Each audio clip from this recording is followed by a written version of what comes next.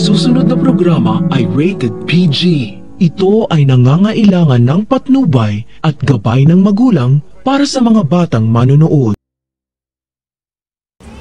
Hindi matatahimik si Annalyn hanggat hindi siya nakakahanap ng ebidensya na makapagtuturo kay Zoe na may kinalaman siya sa biglang pagkawala ng Lolo Pepe nila.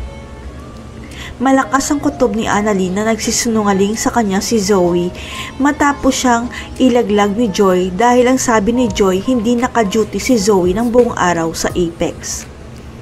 Dahil ang pagkaalala ni Annalyn ang sabi sa kanya ni Zoe na nasa Apex daw siya nang tinatanong niya si Zoe kung alam nila ni Moira kung nasaan na si Lolo Pepe.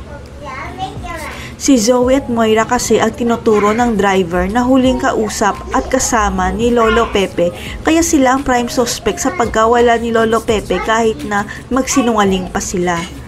Mas lalo pang lumakas ang kutob ni Annalyn nang sinabi sa kanya ni Luke na hindi sila magkasama ni Zoe sa Apex dahil ang sabi sa kanya ni Zoe magkasama daw sila ni Luke. Kaya nagpatulong na si Annalyn sa mga kaibigan niya sa Apex para maghanap ng ebidensya katulad ng mga resibo para matukoy kung saan pumunta si Zoe. Hanggang sa makarating na sa medical director ng Apex na si Doc Ray ang hindi pag-duty ni Zoe sa Apex na parehong araw rin at oras ng pagkawala rin ni Lolo Pepe.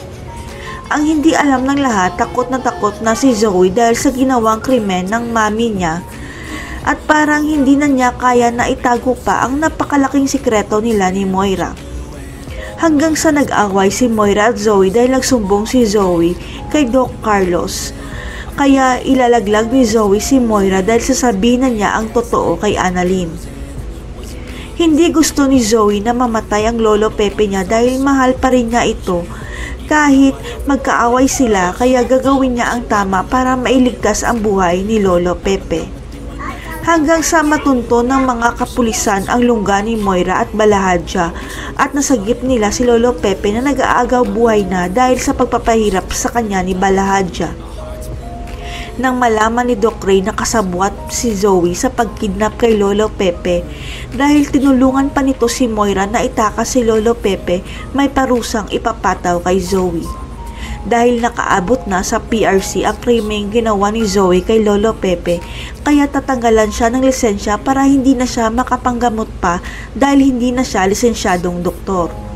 Tama lang kaya ang naging parusa kay Zoe na matatanggalan siya ng lisensya. Mapapatawad pa kaya ni Lolo Pepe si Zoe dahil sa pagkampi niya kay Moira? Abangan.